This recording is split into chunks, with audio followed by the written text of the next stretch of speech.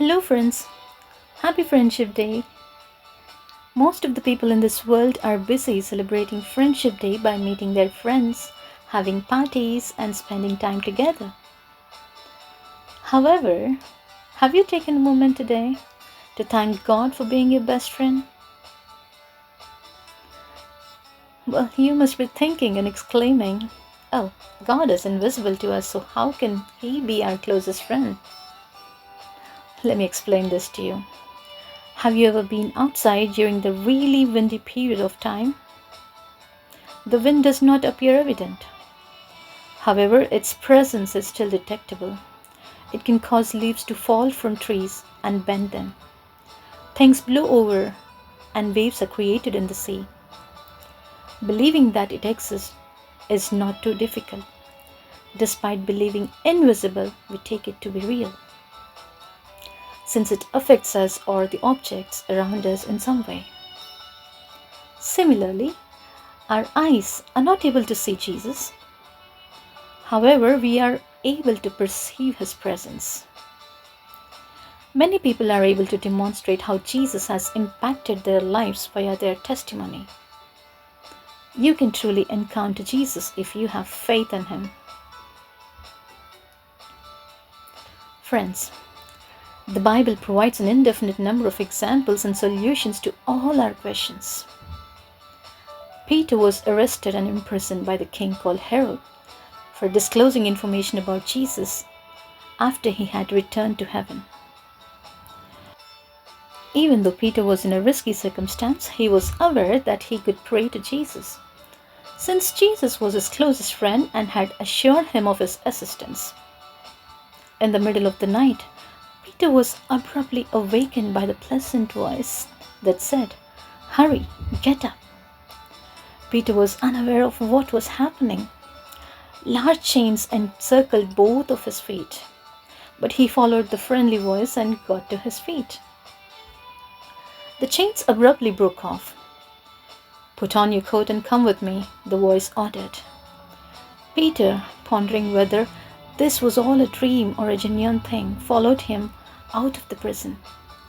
The amiable voice led Peter out of the prison, through the city gates, and into the freedom, while the soldiers were sound asleep and snoring instead of watching over him.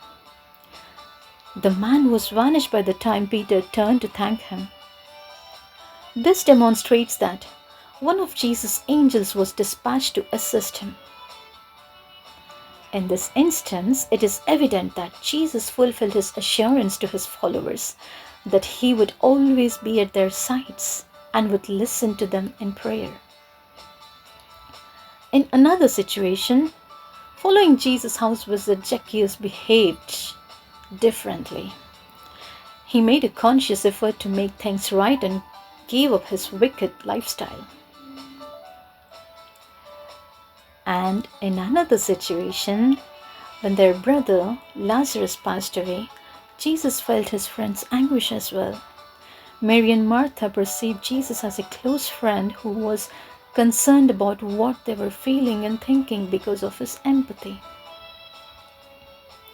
Friends, I'd like to ask you something. In general, who among our friends would we rank as our best friend? Number 1, someone who loves us unconditionally. In John 15:13, Jesus said, "Greater love has no one than this, to lay down one's life for one's friends." Jesus gave his life for us, exhibiting the heights of friendship and love. His love is not dependent on our deeds or merit. He offers us a love that is unwavering and unending, loving us in both our finest and worst moments. Number 2, a person who really understands and embraces us.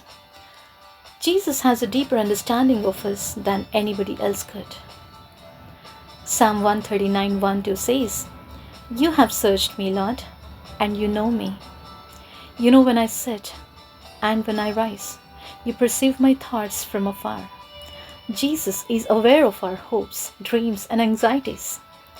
Despite our imperfections, He nevertheless chooses to walk with us, offering consolation and direction in every circumstance.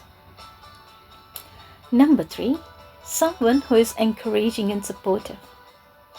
There are many obstacles in life, and occasionally we run into circumstances that seem insurmountable.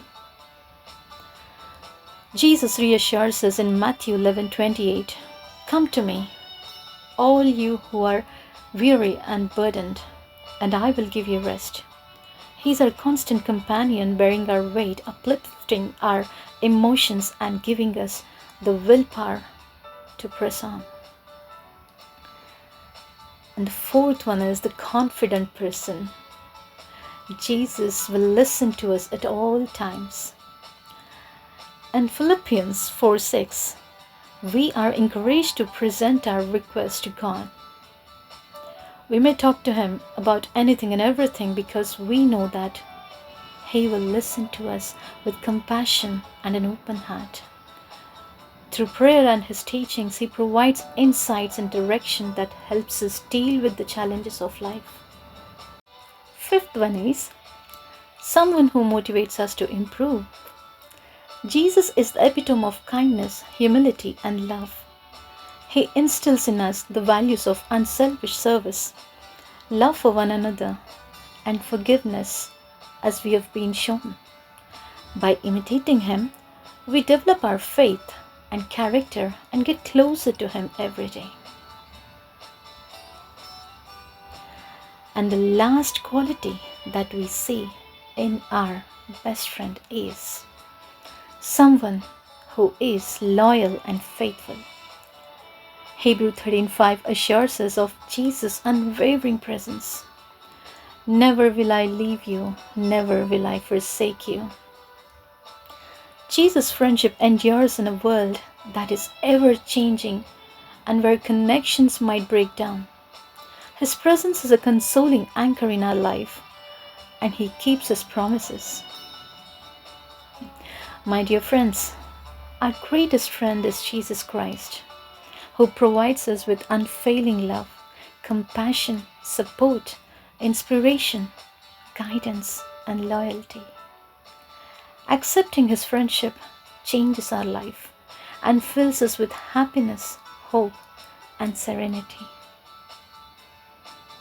Friends, we should therefore welcome Jesus Christ into our hearts and allow His love to lead and improve our lives. He is our greatest friend. I'm grateful to be His friend. Are you? Praise the Lord, friends. Bye.